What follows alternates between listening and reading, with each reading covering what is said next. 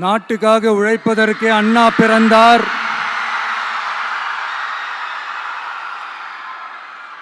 பொது நலத்தில் தானே நாள் முழுக்க கண்ணாய் இருந்தார் அப்படின்ட்டு எம்ஜிஆர் அவர்கள் ஒரு பாட்டு ஒன்று பாடியிருக்கிறாங்க, கேட்டிருப்பீங்க. அப்படிப்பட்ட நம்ம காஞ்சி தலைவர் அறிஞர் அண்ணா அவர்கள் பிறந்த மாவட்டம் தான் இந்த காஞ்சிபுரம் மாவட்டம்.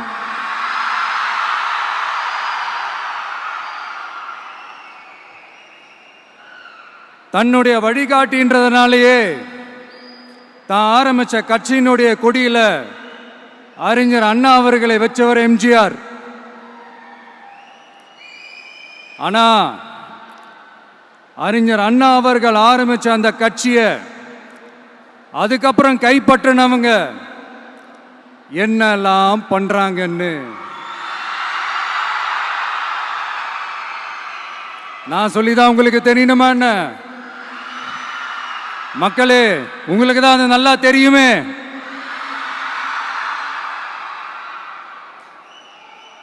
தனிப்பட்ட முறையில் எங்களுக்கும் அவங்களுக்கும் எந்த பிரச்சனையும் கிடையாதுங்க. எந்த வாய்க்கா வரப்பு தகராறுலாம் எதுவுமே கிடையாதுங்க. அப்படியே இருந்தாலும் அது நம்ம கண்டுக்கவே போறது இல்லைங்க. தனிப்பட்ட முறையில் அவங்களுக்கு வேணா நம்ம மேல வன்மத்தோட இருக்கலாங்க. ஆனா நாமெல்லாம் அப்படி கிடையவே கிடையாதுங்க. ஆனா உங்களை என்ன நம்ம எல்லாரையும் பொய் சொல்லி நம்ப வச்சு ஓட்டு போட வச்சு ஏமாத்தினாங்கல்ல,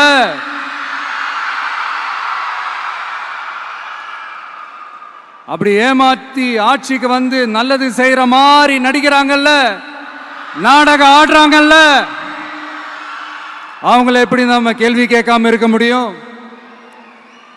அதனால அவங்கள நம்ம கேள்வி கேட்காம விட போறதே இல்லை.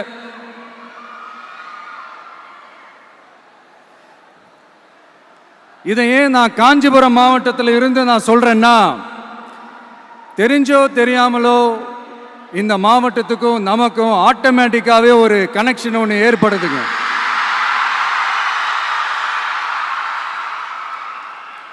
ஏன்னா நம்மளுடைய முதல் கள பயணத்தை தொடங்கினதே பரந்தூர்ல இருந்து தான்.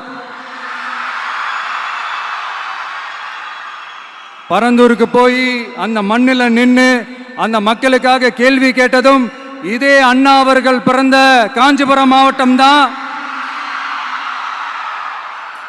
இன்னைக்கு ஒரு பெரிய மனவேதனைக்கு அப்புறம் இந்த மக்கள் சந்திப்பு நிகழ்ச்சிக்கு வந்திருக்கிறதும் அதே அண்ணா அவர்கள் பிறந்த காஞ்சிபுரம் மாவட்டம் தான்.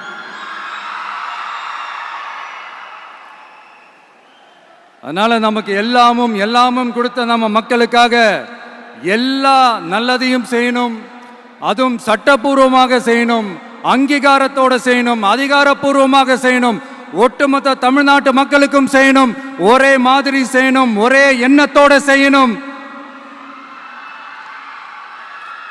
அந்த ஒரே லட்சியத்தோட தான் நாம் அரசியலுக்கே வந்திருக்கிறோம். அதனாலதான் மக்களிடம் செல் அப்படின்னு சொன்ன அண்ணாவை கையில் எடுத்தோம். அவங்க சொன்ன மாதிரி மக்களை நோக்கி போறோம். ஆனா மக்களிடம் செல்னு சொன்ன அண்ணாவை மறந்தது யாரு?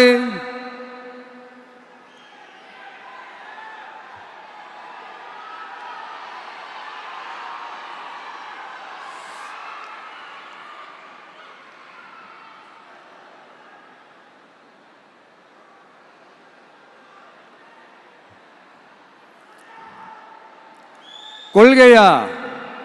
அதனப்பா கிலோ என்ன விலை என்னன்னு கேட்கிற அளவுக்கு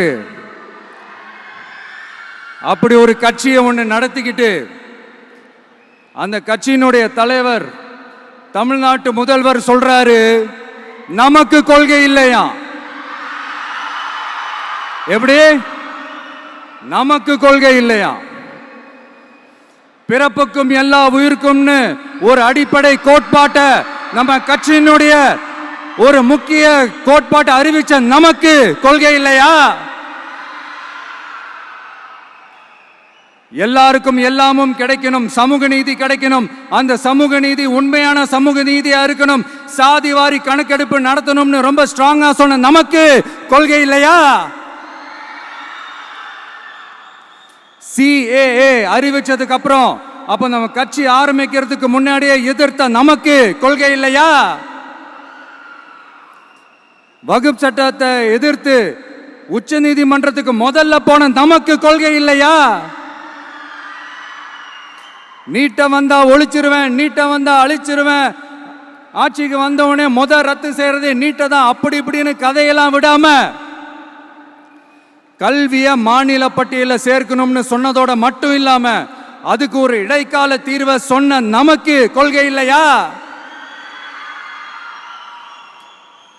சமத்துவம் சம வாய்ப்புன்னு ரொம்ப ஸ்ட்ராங்கா சொன்ன நமக்கு கொள்கை இல்லையா?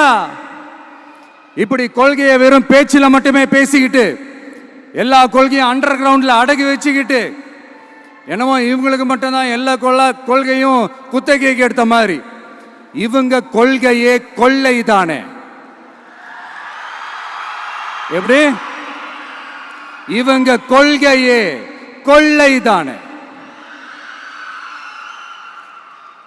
இதெல்லாம் மக்களுக்கு யாருக்கும் தெரியாதுன்னு நினைச்சிட்டு இருக்கீங்களா?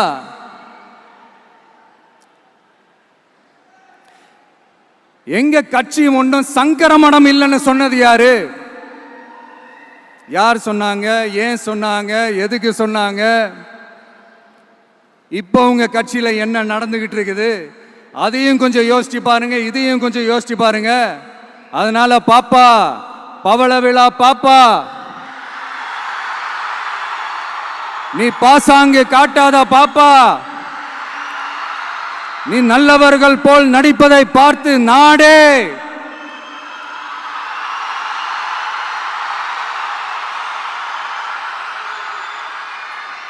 பாப்பான்னு சொன்னோம்.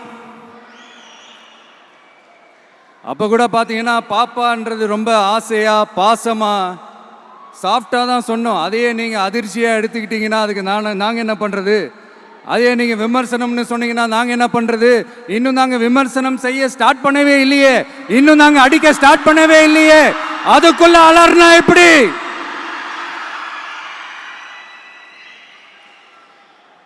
அதனால உங்க அரசவை புலவர்கள் யாராவது இருந்தாங்கன்னா கர்ச்சீஃப் எடுத்து அவங்க கண்ணீரை துடைத்து விடுங்கள். சரி, அது அவங்க பிரச்சனை, அவங்க பார்த்துக்கிட்டோம். நமக்கு எப்பவுமே மக்கள் தாங்க, மக்களுடைய பிரச்சனை பத்தி பேசுறது தான். இன்னைக்கு நம்ம காஞ்சிபுரம் மாவட்டத்துக்கு வந்திருக்கிறோம். இங்க மக்கள் ஃபேஸ் பண்ற அந்த பிரச்சனையை பத்தி நம்ம பேசி ஆகணும்.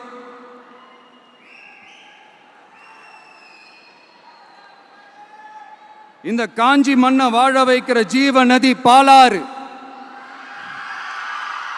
உயிர் நதி பாலாறு. இந்த மக்களோட உயிரோடவும் ரத்தத்தோடும் கலந்து ஓடுவது பாலாறு. அந்த பாலாறை இன்னைக்கு பெரியார் பெயரையும் அண்ணா பெயரையும் சும்மா பேருக்கு வச்சுக்கிட்டு ஆட்சி நடத்துறவங்க என்ன பண்றாங்க தெரியும்ல?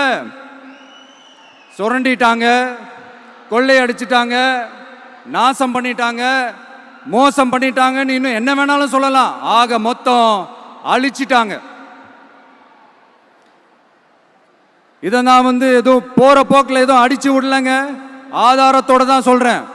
அனுமதிக்கப்பட்ட அந்த லெவலை தாண்டி 22,70,000 யூனிட் மணலை கொள்ளையடிச்சிருக்கிறாங்க. ஆக மொத்தம் இதுல அவங்க அடிச்ச கொள்ளை எவ்வளவு தெரியுமா? ரொம்பலாம் இல்ல, கம்மி தான். 4,730 கோடி. கம்மி தான் இல்ல? இதுக்கெல்லாம் அவங்க ஆதாரம்லாம் கேட்க முடியாது. ஏன்னா இந்த ஆதாரம்லாம் ஆல்ரெடி கோர்ட்ல இருக்குது, அமலாக்கத்துறை டிபார்ட்மெண்ட்ல இருக்குது. அந்த டிபார்ட்மெண்ட்ல வேலை செஞ்ச சில நல்லவர்கள் அவங்க அடிச்ச அந்த கொள்ளையெல்லாம் தாங்க முடியாம வெளியில சொன்ன அந்த ஆதாரங்கள், இதெல்லாம் சம்பந்தப்பட்டவங்களுக்கு இன்னும் நல்லாவே தெரியும். அதனால இது சம்பந்தமா ஆதாரங்களை கொடுலாம் அவங்க கேட்க முடியாது.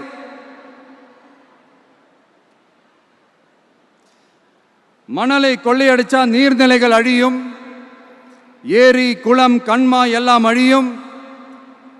இதெல்லாம் அழிஞ்சா விவசாயம் அழியும். விவசாயம் அழிஞ்சு போனா விவசாயிகள் அழிஞ்சிருவாங்க. ஆக மொத்தம் நாம் எல்லாரும் மொத்தமா அழிஞ்சு போக வேண்டியதுதான். இப்படி மேலிருந்து கீழே வரைக்கும் ஒரு கட்சியை சிண்டிகேட் போட்டு கொள்ளையடிக்கிறத கேள்விப்பட்டிருக்கிறீங்களா மக்களே? இதே காஞ்சிபுரத்தோட உலக பெருமை நம்ம பட்டும் கைத்தறி துணியும் அதை தயாரிச்சு கொடுக்கிற கைத்தறி நெசவாளர்களும் தான். காஞ்சிபுரம் பட்டுன்னு சொன்னா உலகத்துக்கே தெரியும். ஆனா அதை தயாரிச்சு கொடுக்கிற நெசவாளர்கள் நிலை என்ன தெரியுமா? வறுமை, துன்பம், கந்துவட்டி கொடுமை. பட்டு கைத்தறிக்கு கூட்டுறவு சங்கங்கள் இருக்கு, பருத்தி கைத்தறிக்கும் கூட்டுறவு சங்கங்கள் இருக்கு. சுமார் 40,000 பேர் அதில் உறுப்பினர்களா இருக்கிறாங்க. அது போக சாய தொழில், தறிப்பட்டறை தொழில் இதை நம்பி 40,000 குடும்பங்கள் இருக்கு. ஆனா அவங்களோட ஒரு நாள் கூலி எவ்வளவு தெரியுமா? வெறும் 500 ரூபா தான். அதை கொஞ்சம் அதிகப்படுத்தி கொடுங்கன்னு போராடி போராடி பார்த்து ஒன்றும் நடக்கல. இதோட அவங்க கஷ்டம் முடிஞ்சுதா? வடகிழக்கு பருவமழை அந்த 500 ரூபா கூலிக்கு வேட்டு வச்சிடுச்சு. எப்படி விவசாயிகள் டெல்டா மாவட்டங்களில் மழையால பாதிக்கப்பட்டாங்களோ, அவங்கள கண்டுக்காம எப்படி இந்த அரசாங்கம் கைவிட்டுடுச்சோ, அதே மாதிரி தான் நம்ம கைத்தறி நெசவாளர்களும் மழையால பாதிக்கப்பட்டிருக்கிறாங்க. அடுத்து இந்த காஞ்சிபுரம் மாவட்டத்தோட பஸ் ஸ்டாண்டு 60 வருஷத்துக்கு முன்னாடி கட்டினதான். அண்ணா அவர்கள் ஆட்சிக்கு வந்தப்போ கட்டியிருப்பாங்க போல. அது இன்னும் புதுப்பிக்க கூட முடியாம கேட்டா என்ன சொல்லுவாங்க? அந்த லேண்டு வந்து கேஸில் இருக்குது. இல்லை, நான் கேட்குறேன், ஒரு கவர்மெண்ட்னால வேற ஒரு நல்ல இடத்தை தேர்வு செஞ்சு ஒரு பஸ் ஸ்டாண்ட் கட்டி தர முடியாதா?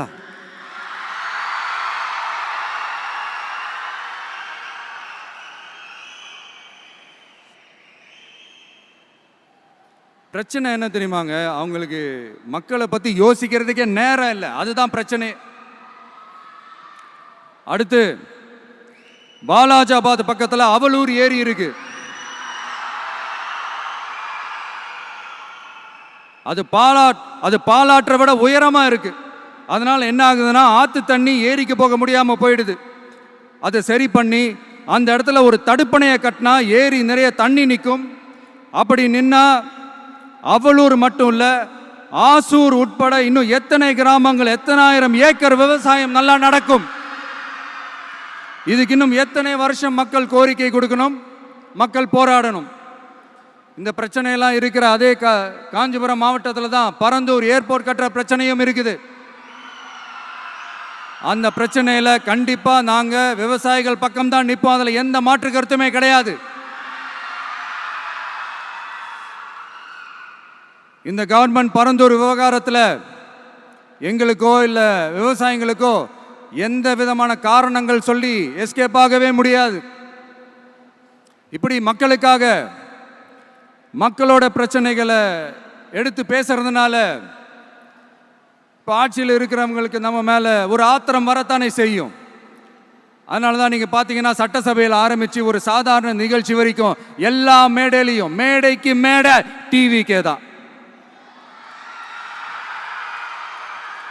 டிவிக்கே அவதூறு, அவதூறு டிவிக்கே, டிவிக்கே அவதூறு, அவதூறு டிவிக்கே.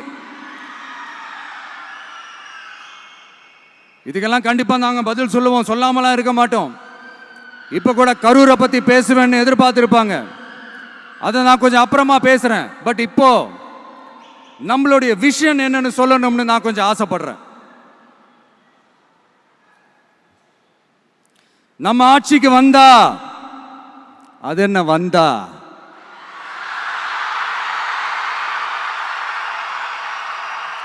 வருவோம். மக்கள் கண்டிப்பா நம்மளை வர வைப்பாங்க. மக்களுக்கான ஆட்சியை மக்களே விரும்பி வர வைக்கத்தானே செய்வாங்க. அப்படி மக்களால் அமைக்கப்பட போற நம் ஆட்சியில நம்ம என்ன செய்ய போகிறோன்றது அதுக்கான அந்த தேர்தல் அறிக்கையில் அதுக்கான விளக்கத்தை டெஃபினட்டாக கொடுப்போம். பட் அதுக்கு முன்னாடி ஒரு சின்னதாக லைட்டாக நான் கொஞ்சம் அதை சொல்லணும்னு ஆசைப்படுறேன். எல்லாருக்கும் நிரந்தரமான வீடு இருக்கணும்.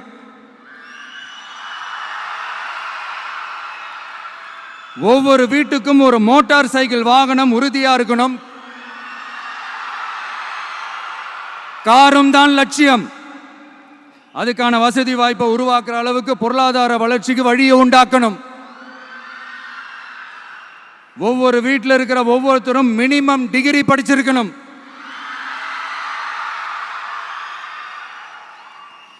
ஒவ்வொரு வீட்லையும் குறைந்தபட்சம் ஒருத்தருக்கு நிரந்தர வருமானம் கிடைக்கணும்.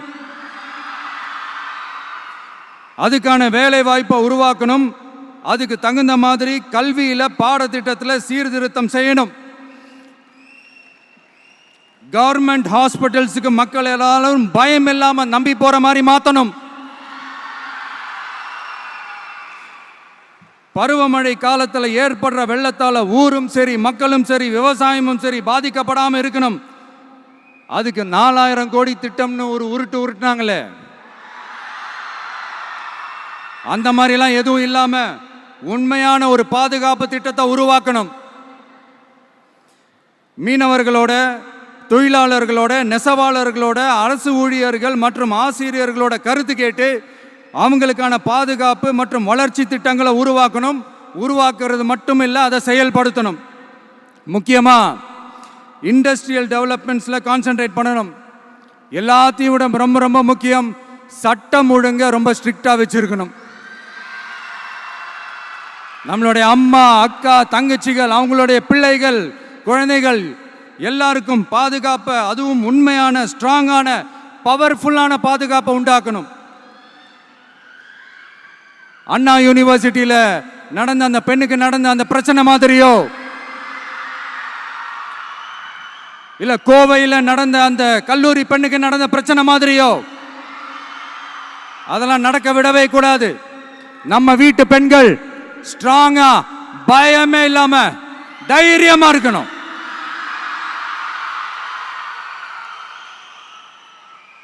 இதை எப்படி செயல்படுத்த போறோன்றது முன்னாடி சொன்ன மாதிரி நம்மளுடைய தேர்தல் அறிக்கையில் அதுக்கான விளக்கத்தை ரொம்ப டீட்டெயில்டாக கொடுப்போம். நான் சும்மா மற்றவங்க மாதிரி அவங்கள மாதிரி எல்லாத்தையும் அடிச்சு விட்டுட்டு ஏமாத்துற வேலையெல்லாம் இங்கே கிடையாது நம்ம கிட்ட. நான் மறுபடியும் சொல்றேன், நம்ம அரசியலுக்கு வந்தது உங்களுக்கு நல்லது நல்லது நல்லது மட்டுமே செய்யறது தான். எங்களுக்கு வேற எந்த அஜெண்டாவும் கிடையாது. அதனால தான் பார்த்தீங்கன்னா கொள்கை எதிரி யாரு, அரசியல் எதிரி யாருன்னு திட்டவட்டமாக சொல்லிட்டு அது வெளியே சொல்லிட்டு களத்துக்கு வந்திருக்கிறோம். அதில் எந்த விதமான குழப்பமோ எந்த விதமான ஊசலாட்டமோ எதுவுமே இருக்க போறதில்ல. இந்த விஜய் சும்மா எதையும் சொல்ல மாட்டான். ஒன்னு சொன்ன அதை செய்யாம விட மாட்டான். அது மக்களுக்கு நல்லாவே தெரியும். அப்புறம் ஒரு அதிசயம் சொல்ல முடியாது, இது ஒரு கண்டுபிடிக்க முடியாத ஒரு உண்மைன்னு சொல்லலாம். அது என்னப்பா, அது தற்குறியா?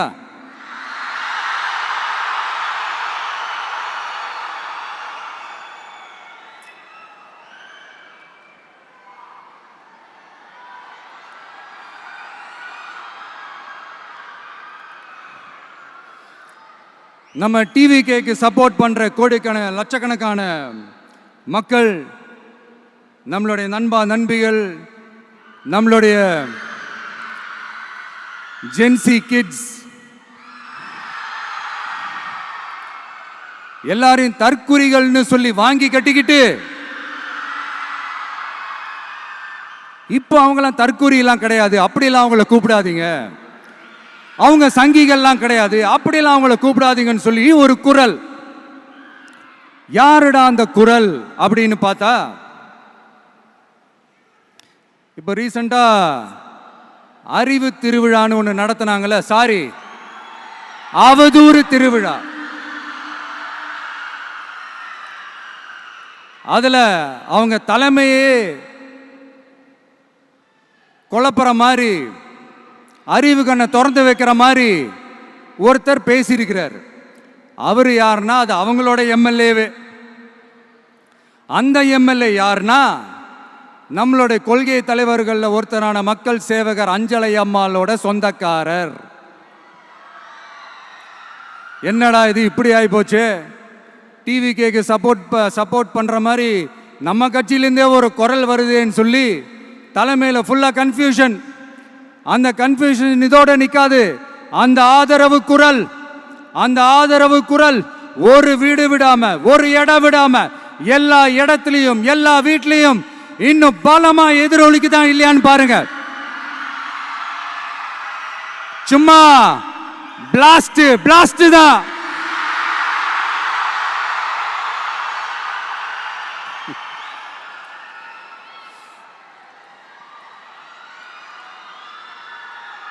இது இன்னைக்கு நேத்தெல்லாம் நடக்கலைங்க.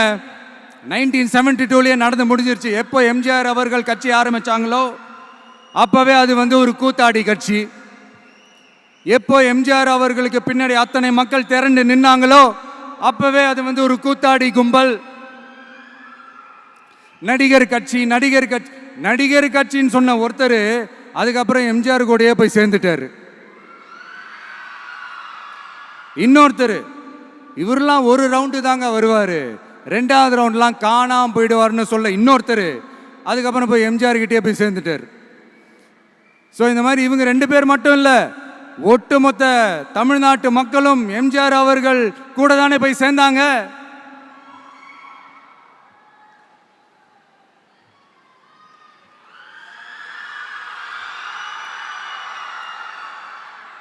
அதனால இது வரலாறு.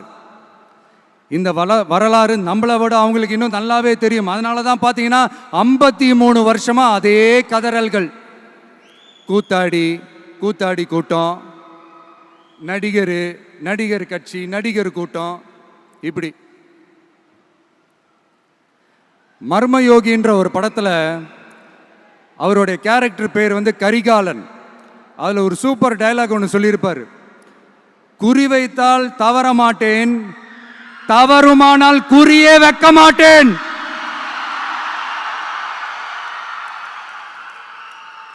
இதெல்லாம் யாருக்கு சொல்றோம், எதுக்கு சொல்றோம்னு புரிய வேண்டியவங்களுக்கு புரிஞ்சா நல்லா இருக்கும். ஏண்டா இந்த விஜய தொட்டோம்,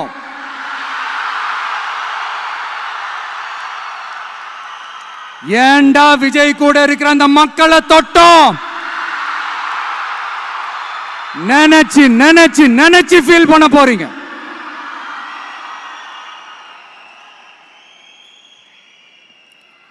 அப்புறம் நமக்கு இந்த அரசியல் புரிதல்லாம் இல்லை, அது இல்லை, இது இல்லை. அப்புறம் நான் கேட்குறேன், மக்கள் எல்லாரும் உங்களுக்கு தற்குறிகளா?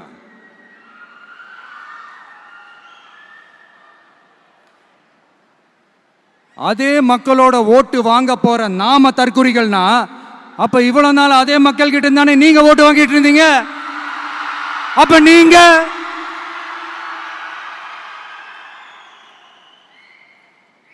அந்த மக்களுக்கு நீங்க காட்டுற மரியாதையும் நன்றியும் இதுதானா? ஒண்ணு மட்டும் சொல்றேன், எழுதி வச்சுக்கோங்க. இந்த தற்குறின்னு சொல்றீங்கல்ல, இந்த தற்குறிகள்லாம் ஒன்னா சேர்ந்துதான் வாழ்நாள் பூரா விடையை கண்டுபிடிக்காத முடியாத அளவுக்கு உங்க அரசியலே ஒரு கேள்விக்குறியாக்க போறாங்க.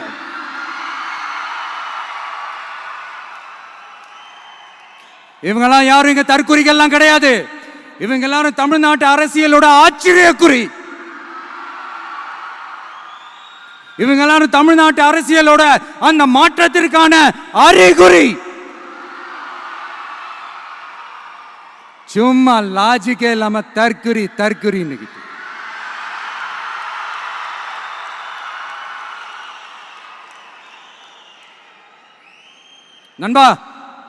நம்பி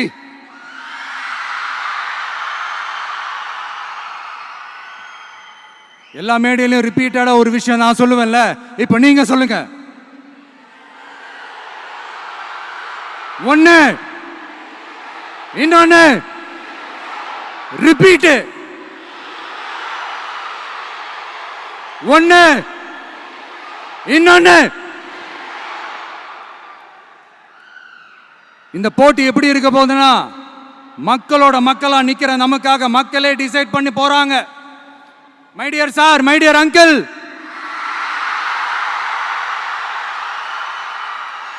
ஆல்ரெடி டிசைட் பண்ணியாச்சு. கான்பிடென்டா இருங்க மக்களே, நல்லதே நடக்கும், வெற்றி நிச்சயம். மீண்டும் சந்திக்கும் வரை நன்றி, வணக்கம்.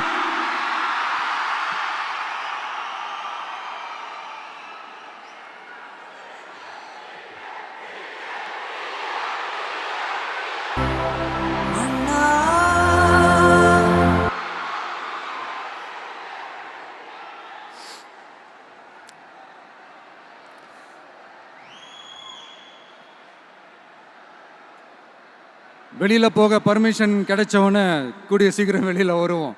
அதனால தான் இப்படி ஒரு ஏற்பாடு. எல்லாரும் இருந்து சாப்பிட்டு போகணும்.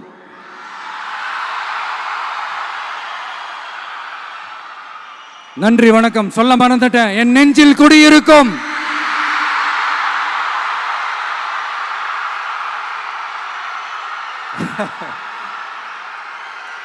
Sorry, slip my mind. Thank you.